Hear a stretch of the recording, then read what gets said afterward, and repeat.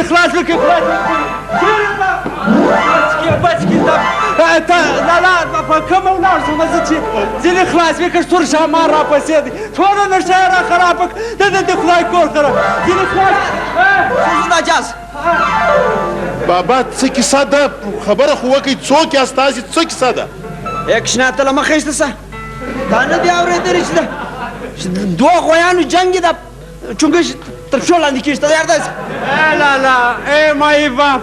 چیرې دي چنګوشي ټیک دې در سره وویمنمه چې ما او تا چونګ دا اوښي چیرې اوف اوف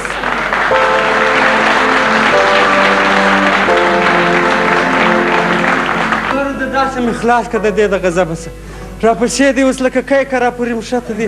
لکه سایه راپسې دی وروره ته د موږ څه غواړې ول خواره وږې څه به وخورې د سوی د سږې تا څه کړي دي چې دی درپسې دی ولې درپسې دی زما وروره کرارې د 2 ورځو څخه د ماجد په پیتاوي ته ناست وم داسې غلی مال یو ګوټ موټ به راپورته بس چې کتل مې نن سبا خو نو تا ته معلومه ده چې خلک بوټونه د ځانه سره وړي د نن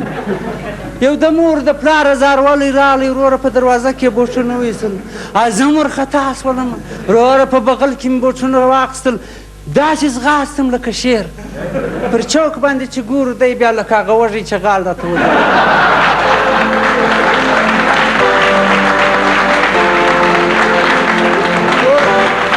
اوس ته په خپله انصاف وکړه وروره زما وروره بوټونه چې دي د پښه 5 نمبره د بوټ 14 نمبره دی وایي دا زما دي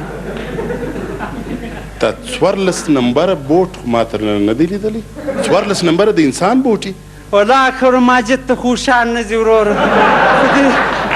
دی د انسان بوټ په دا ټوله بازار کې وګرځېدم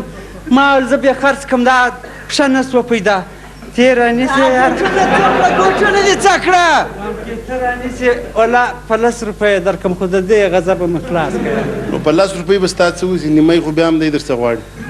وا دې خو ځینې خلاص مې که د دې غضبه شه یار دلته راسه چې یوار دې تاڼې ته بوځم او حالات کې دې یوار کوټایي در وکړم هر څه به در باندې ومنه تیاری لکه ورسه نه څه په منې د څه کړي دي چې ته په منې په دغه ماجد کې زما خو سر منځ کوي بوټونه ده وړي دي دا به درته وایي چې د پلار سیکل مې ورک سو هغه هم در راسه ښه بیا زما خواشي پر هګۍ چرګه کښېنولې وه خانه خراب د هګۍ سره وړېدم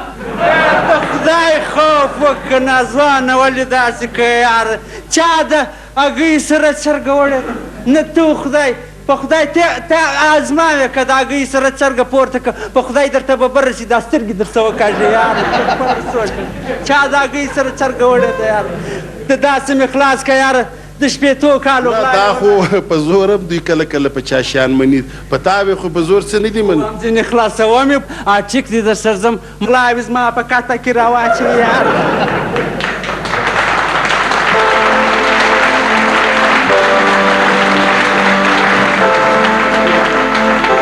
نو ستا څه خیال دی چې دا ځوان به ته د دې ځای څخه سیده هسپتال ته رسوې هسپتال ته به دې بوځم که بیا د ماجد په مخ ته ولیدلې قرآن دې چې زه درسته جوړه کړم هسپتال ته مه بیا وروره بیا بلته یو شی غلا شوی موږ نوم هسې بدنامه دی یو ډریپ به غلا شوی دا د پورته کوي او موږ ډریپ څه کړو وروره ټیک دي در سره ځم ماجد ته نه ځم توبه مې ده بس ماجد ته نه ځه کاپیره یا هم د وظیفې دپاره خو به خامخا ځم یاره دونه کاپیر خو نو نه یم درځه